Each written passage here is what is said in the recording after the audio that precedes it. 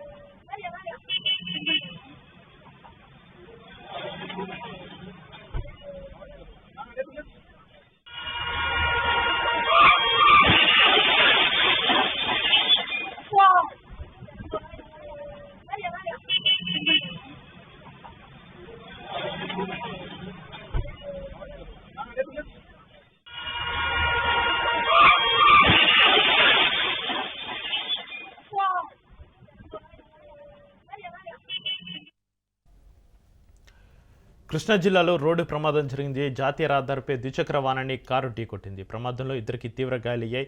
Road పక్కన నిల్చున్న వ్యక్తికి సైతం గాయాలయ్యాయి. క్షతగాత్రులను ఆసుపత్రికి తరలించి చికిత్స అందిస్తున్నారు. ఇక ఈ ఘటనకు సంబంధించి మరింత సమాచారాన్ని మా ప్రతినిధి సాయిబాబు ఫోన్లైన్ అందిస్తారు. సాయిబాబు, కృష్ణా జిల్లాలో రోడ్డు ప్రమాదం, ద్విచక్ర వాహనాన్ని కారు ఢీకొట్టిన సంఘటనకు సంబంధించి మీ దగ్గర ఉన్న అప్డేట్స్ ఏంటి? కృష్ణా జిల్లాలో రహదారిపై రోడ్డు ప్రమాదం, ఇద్దరికి తీవ్రమైన గాయాలు. అదే విజయవాడ నెప్పలి గ్రామానికి చెందిన మహబూజ్ ఖాన్ ఆసిఫ్ బాషా దేశొక్క వాహనంపై రోడ్డు దాటుతుండగా వేగంగా వచ్చిన మచిలీపట్నం నుంచి వచ్చిన కారు ఢీకొట్టింది. ఈ ఘటనలో ఇరువురికి తీవ్ర గాయాలయ్యాయి. క్షతగాత్రులను విజయవాడ ప్రభుత్వ ఆసుపత్రికి తరలించారు. అదేవిధంగా కేసు నమోదు చేసిన కంటిపాడు పోలీసులు. ఎందుకంటే డివైడర్ దీనికి కారణం ఏంటంటే అక్కడ ఉన్న ఈ డివైడర్ లేకపోవడంతో అదుపు తప్పి వేగంగా వస్తున్న మచిలీపట్నం నుంచి వచ్చిన కారు ఢీకొట్టడంతో ఇద్దరే కాకుండా పక్కన ఉన్న మనిషి మీద పడుతుందో ముగ్గురికి తీవ్రమైన గాయాలయ్యి విజయవాడ ప్రభుత్వ ఆసుపత్రి తరలించడం జరిగింది. ఇప్పుడు ప్రస్తుతం గాయపడే వారి పరిస్థితి, ఆరోగ్య పరిస్థితి ఏ విధంగా ఉంది? ప్రస్తుతానికి అయితే పర్లేదు, కానీ ఇద్దరికి మాత్రం కాళ్ళు ఇరిగి కొద్దిగా ఇబ్బందిగా ఉన్నారు. ఒక అతను మాత్రం సీరియస్ ఉండటంతో మెరుగైన వైద్యం కోసం ప్రైవేట్ హాస్పిటల్ తరలించారు. అయితే కారు డ్రైవర్ను పోలీసులు అదుపులోకి తీసుకున్నారా? పోలీసుల దర్యాప్తు ఏ విధంగా కొనసాగుతుంది?